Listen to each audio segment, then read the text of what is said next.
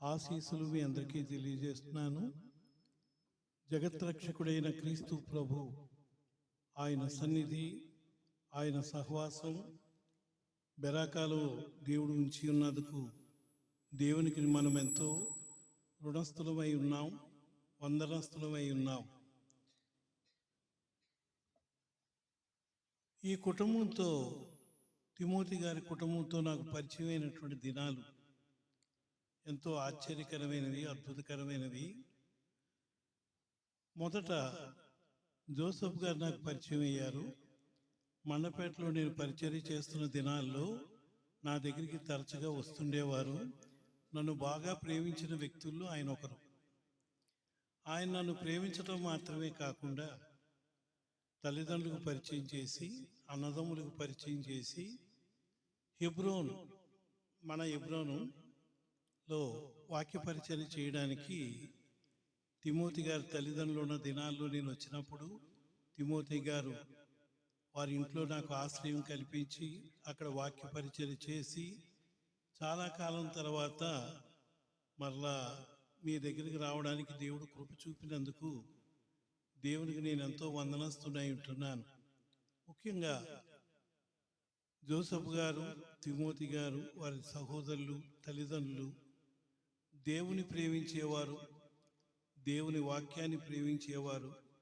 ముఖ్యంగా దైవజనులు అంటే ఎక్కువగా ప్రేమించేవారు. అయితే నేను ప్రార్థన చేస్తున్నాను. ప్రార్థన చేసి ఏమని ప్రార్థన చేస్తున్నానంటే, ప్రభువా, నేను క్రిస్మస్కి ఎక్కడ ఉండాలి, 31st నేను ఎక్కడ ఉండాలి, 1st నేను ఎక్కడ ఉండాలి. నాకైతే ఎన్నో ఆహ్వానాలు ఉన్నాయి. నాకెన్నో ఆహ్వానాలు ఉన్నప్పటికీ ఆహ్వానాలని ఒక పక్కన పెట్టి, ప్రభువా, మరి నేనేం చేయాలి, ఎక్కడికి వెళ్ళాలి, 25 ఎక్కడ ఉండాలి, 31st ఎక్కడ ఉండాలి, 1st ఎక్కడ ఉండాలి, నువ్వు ఎక్కడికి వెళ్ళమంటే అక్కడికి వెళ్తాను, నువ్వు ఎక్కడ ఉండమంటే అక్కడ ఉంటాను, నువ్వు ఏం చేయమంటే అది చేస్తానని చెప్పి నేను నా భార్య కలిసి ప్రార్థన చేస్తున్నాం. ప్రార్థన చేయగా సడన్గా తిమోతి గారి ఫోన్ వచ్చింది.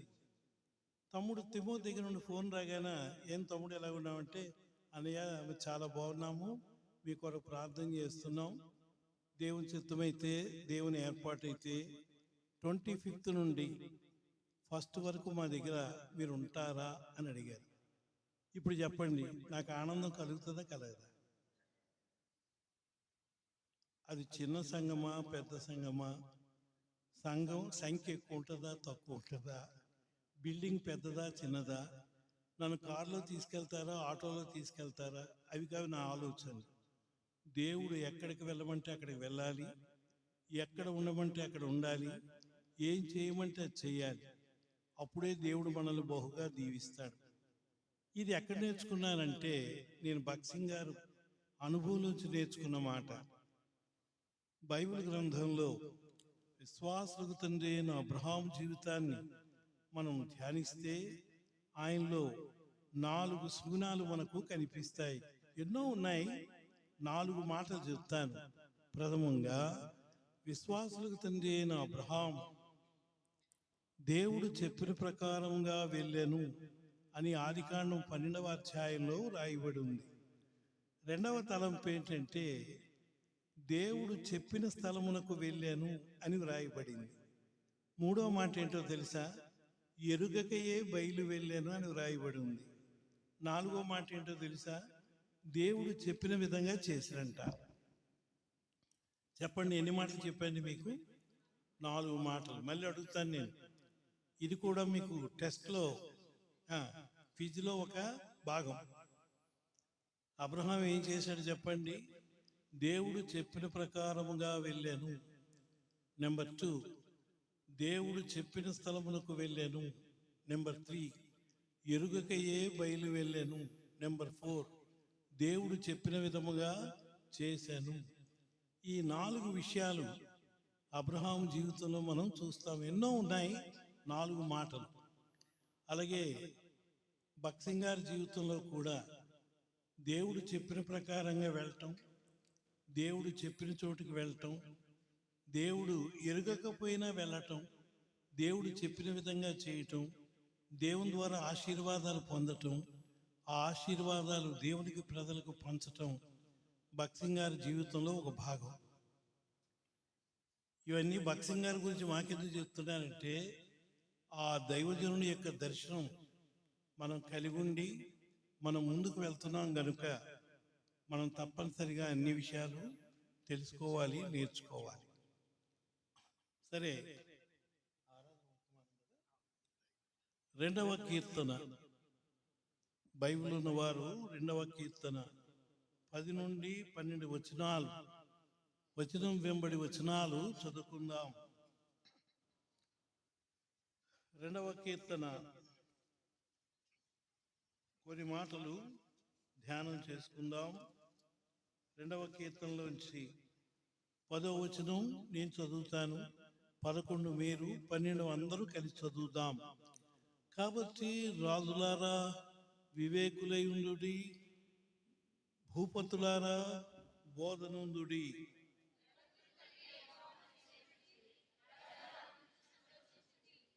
ఆయన కోపము త్వరగా రగులుకొనును, కుమారుని ముద్దు పెట్టుకొనండి. లేని యెడల ఆయన కోపించును, అప్పుడు మీరు త్రోవ తప్పి నశించెదరు. ఆయన్ను ఆశ్రయించు వారందరూ ధన్యులు. దేవుడు ఈ భాగాల్లోంచి మనందరితో మాట్లాడి మహిమ పొందునుగాక. ఈ చదవబడిన భాగంలో 12వ వచనంలో ఒక మాటను మనం జ్ఞాపకం చేసుకుందాం. ఆయన కోపము త్వరగా రగులుకొనును, కుమారుడి ముద్దు పెట్టుకొనుడి అనే ఆ కుమారుడి ముద్దు పెట్టుకొనుడి, ఈ చిన్న మాటను ఈ ఉదయకాలం మనము ధ్యానం చేయనై ఉన్నాము. ఎవరి కుమారుడు? ఈ కుమారుని మనం ఎందుకు ముద్దు పెట్టుకోవాలి? ముద్దు అనే మాటకు బైబిల్ చెప్పే అర్థమేమిటి? అలా ముద్దు పెట్టుకున్న పక్షాన జరిగేది ఏమిటి?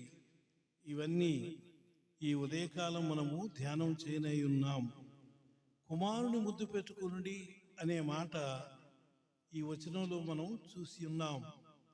యెషయా గ్రంథం 9వ అధ్యాయం 6వ వచనంలో ఈ కుమారుడు ఎవరో యెషయా ప్రవక్త చక్కగా వివరిస్తాడు. దయచేసి యెషయా గ్రంథం 9వ అధ్యాయం 6వ వచనంలో ఇలా వ్రాయబడి ఉంది, చూడండి. ఏలయనగా మనకు శిశువు పుట్టెను, మనకు కుమారుడు అనుగ్రహింపబడెను, ఆయన భుజం మీద రాజ్యభారం ఉండెను. ఆశ్చర్యకరుడు, ఆలోచనకర్త, బలవంతుడైన దేవుడు, నిత్యుడగు తండ్రి, సమాధానకర్తయగు అధిపతిని అతనికి పేరు పెట్టబడెను. చూసారా, ఎవరి కుమారుడు అంటే, ఈ కుమారుడు ఎవరో యెషయా ప్రవక్త చక్కగా మనకు వివరించి ఉన్నాడు. ఇక్కడ ఒక ఆశ్చర్యకరమైన విషయం ఏంటంటే, ఇది జగత్రక్షకుడైన క్రీస్తు ప్రభువును గూర్చిన ప్రవచనం.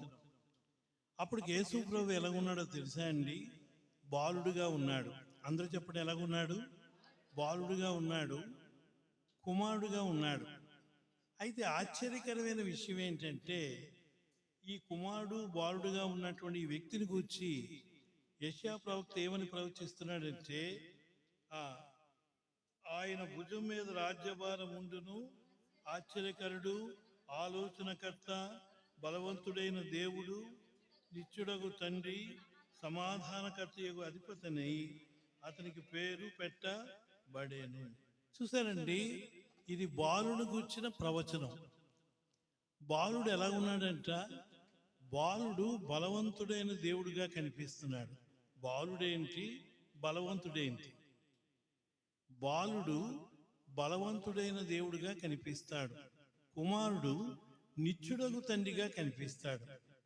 దీన్ని బట్టి మనకేమర్థం అవుతుందంటే, తండ్రే కుమారుడని, కుమారుడే తండ్రిని, ఆ తండ్రే కుమారుడుగా ఈ లోకానికి వచ్చాడని యెషయా ప్రవక్త మనకు తెలియజేస్తూ ఉన్నాడు.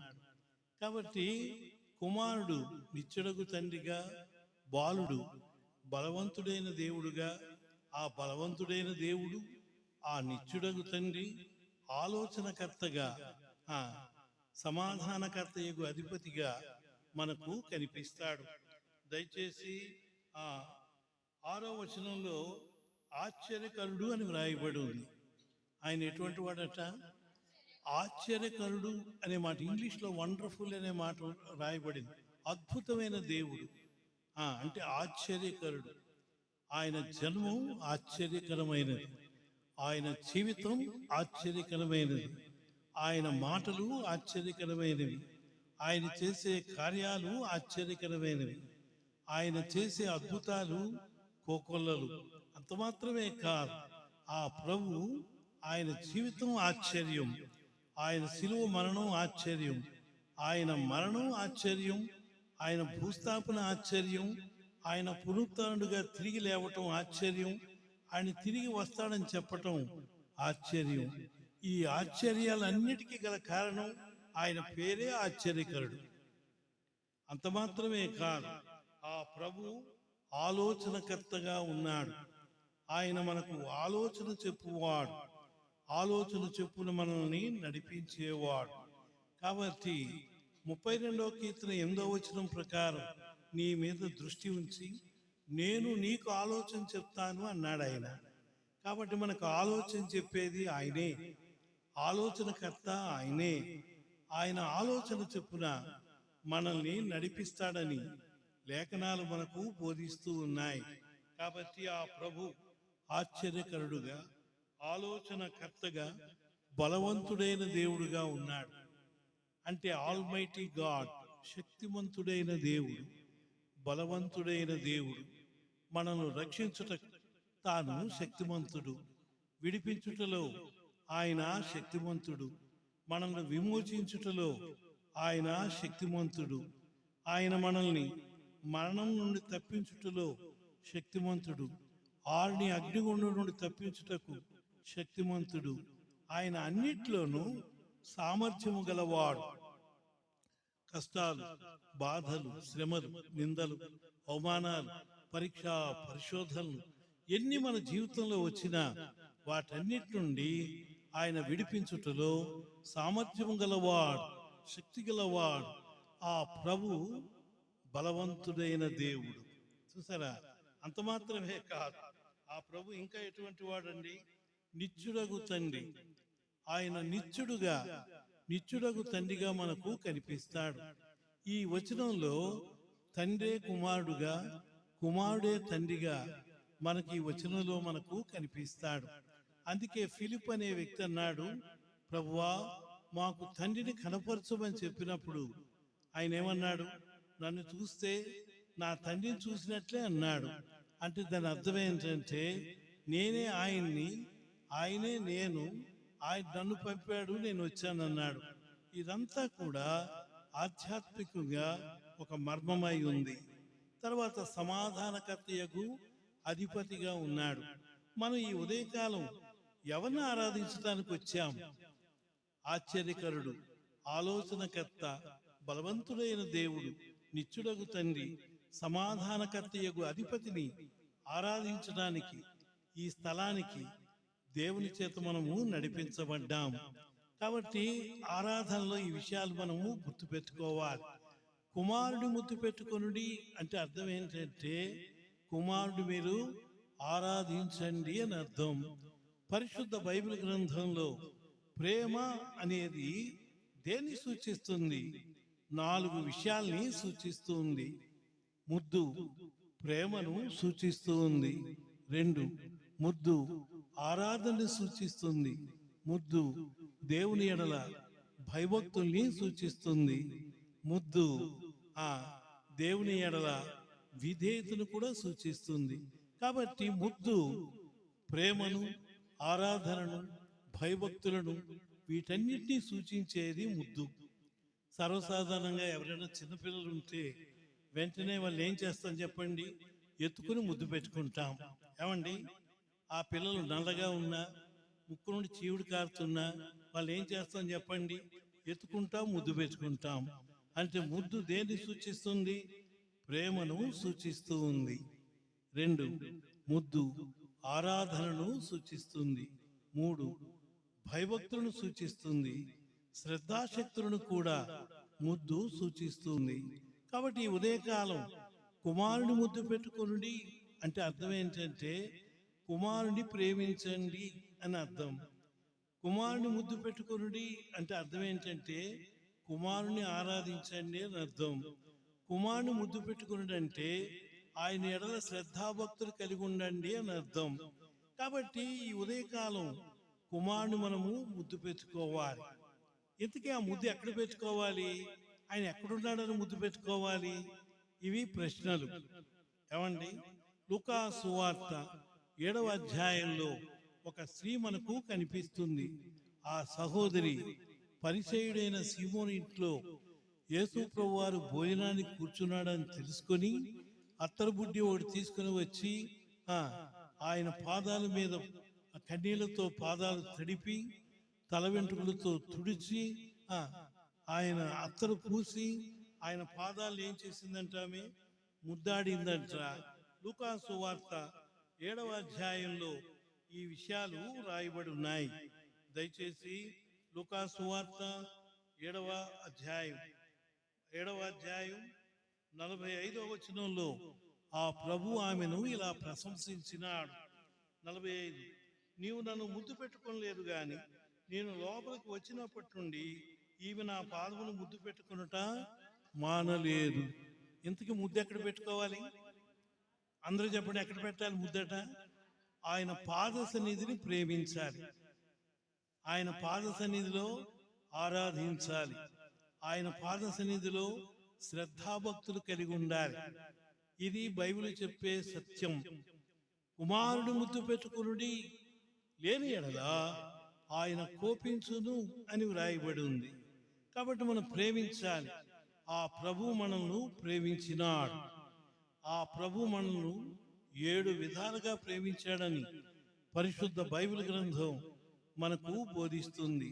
ప్రథమంగా రక్షకుని వలె ప్రేమించినాడు, రెండవదిగా తండ్రి వలె ప్రేమించినాడు, మూడవదిగా తల్లి వలె ప్రేమించినాడు, నాలుగవదిగా ఒక పెద్దన్న వలె ప్రేమించినాడు, ఐదవదిగా ఒక స్నేహితుని వలె ప్రేమించినాడు, ఆరవదిగా రాజు ప్రజలు ప్రేమించినట్లుగా ఆ రారాజు మనల్ని ప్రేమించినాడు, చివరిగా భర్త భార్యను ప్రేమించినట్లుగా, ప్రియుడు తన ప్రియురాలను ప్రేమించినట్లుగా ఆ ప్రభు మనల్ని ప్రేమించినాడు.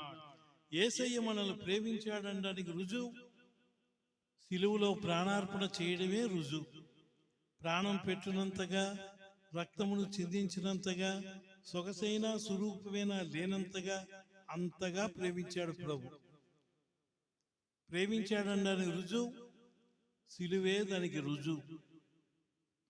కనుక కుమారుని ఏం చేయాలి? మనం ఆయన ప్రేమించినాడు కనుక మనం కూడా ఏం చేయాలి? ప్రేమించాలి. ఆయన ప్రేమించడానికి ఆయన ఏమై ఉన్నాడు? ఆయన దైవమానవుడై ఉన్నాడు. ఆయన సంపూర్ణముగా దేవుడు, ఆయన సంపూర్ణముగా మానవుడు, ఆయన దైవమానవుడు. యేసు ప్రభు సృష్టికర్త, సర్వాధికారి, సర్వజ్ఞాని, సర్వవ్యాపి, సర్వశక్తివంతుడు, ఆది మధ్యంతరహితుడు, అల్ఫా ఒమేగైనటువంటి దేవుడు, మొదటివాడు, కడపటివాడు, నిరంతరము జీవించువాడు. ప్రకటన 1వ అధ్యాయం 18వ వచనం ప్రకారం, ఇదిగో నేను మృతున్నైతిని గాని యుగ యుగముల వరకు నేను సజీవుడునై ఉన్నానని సెలవిచ్చిన ఆ ప్రభావశాలి, ఆ అనంత జ్ఞాని, ఆ గొప్ప దేవుణ్ణి ఈ సమయంలో ఆరాధించడానికి ఆయన సన్నిధానానికి వచ్చిన వారం. కాబట్టి ఆ ప్రభు ఏమై ఉన్నాడు? ఆయన సృష్టికర్త, మంటిని మానవునిగా, ప్రకటముకను శ్రీనిగా నిర్మించిన ఆ ప్రభావశాలి మన మధ్యలో ఉన్నాడు. ఆయన ఆత్మరూపిగా ఉన్నాడు. కాబట్టి ఉదయకాలం ఆయన ప్రేమించాలి. రెండవదిగా మనం ఏం చేయాలి? శ్రద్ధాభక్తులు కలిగి ఆరాధించాలి, వినయ భయభక్తులు కనపరచాలి. కాబట్టి కుమారుని ముద్దు పెట్టుకునుడి, లేని ఎడల ఆయన కోపించును అని వ్రాయబడి ఉంది. కాబట్టి యేసు ప్రభువారు 4 సువార్తలు మీరు జాగ్రత్తగా చదివితే కుమారుడుగా మనకు కనిపిస్తాడు. ఉదాహరణకు కన్య అయిన మరియ గర్భాన జన్మించిన కారణాన్న మరియ కుమారుడుగా తాను పిలువబడ్డాడు. తన తండ్రి యోసేపు కనుక యోసేపు కుమారుడుగా పిలువబడ్డాడు. ఆయన తండ్రి వడ్లవాడు అంటే కార్పెంటర్. ఆయన కుమారుడు కాబట్టి అతన్ని వడ్లవాని కుమారుడు అన్నారు. మరియ కుమారుడుగా, యోసేపు కుమారుడుగా, వడ్లవాని కుమారుడుగా, ఆయన మనుష్య కుమారుడుగా పిలువబడ్డాడు. అంత మాత్రమే కాదు, పరలోకం నుండి భూలోకానికి దిగి వచ్చిన కారణాన దేవుని కుమారుడుగా పిలువబడ్డాడు. అంత మాత్రమే కాదు, ఆ ప్రభు రాకుమారుడుగా చివరిగా పెళ్లి కుమారుడుగా కనిపిస్తాడు. అందరూ చెప్పండి, ఆ కుమారుడు ఎన్ని రకాల కుమారుడు? మరి కుమారుడుగా, యోసేపు కుమారుడుగా, వడ్లవాని కుమారుడుగా, దావీదు వంశావళి నుంచి వచ్చాడు గనుక దావీదు కుమారుడుగా, మనిషి కుమారుడుగా, దేవుని కుమారుడుగా, చివరిగా పెళ్లి కుమారుడుగా కనిపిస్తున్నాడు. ఆ పెళ్లి కుమారుడైన యేసును మనం ఏం చేయాలి? తనవి తీరా ఆయన పాద సన్నిధిలో ఆయన ఏం చేయాలి? ముద్దాడాలి, అనగా ప్రేమించాలి, ఆరాధించాలి, సేవించాలి, శ్రద్ధాభక్తులు కనపరచాలి. అలా చేయని పక్షాన ఏం జరుగుతుందో 2వ కీర్తనలో వివరించబడింది. దయచేసి 2వ కీర్తన 12వ వచనం, 2వ కీర్తన 12వ వచనంలో వ్రాయబడిన మాట, ఆయన కోపము త్వరగా రగులుకొను. దేవుని కోపాగ్ని ఎవరు ప్రేమించరో, కుమారుని ఎవరు ప్రేమించరో, ఎవరు ఆరాధించరో, ఎవరు శ్రద్ధాభక్తులు కనపరచరో, దేవుని యొక్క కోపాగ్ని వారి మీద మండుతుందంట. ఇది మొదటి తలం. రెండో విషయం ఏంటంటే, అప్పుడు మీరు త్రోవ తప్పి నశించెదరు అంటున్నాడు. మనం త్రోవ తప్పిపోయిన వారంగా, నశించిపోయిన వారంగా ఉంటాం, దేవుని కోపానికి గురవుతాం. కాబట్టి ఉదయకాలం మనం ప్రభువుని ఏం చేయాలి? ప్రేమించాలి, ఆరాధించాలి, శ్రద్ధాభక్తులు కనపరచాలి. అట్టి అనుభవం, అట్టి ఆశీర్వాదాలు ఈ ఉదయకాలం దండిగా, నిండుగా, మెండుగా దేవుడు మనకు దయచేయునుగాక. మనం ఆరాధనలోకి వెళ్దాం.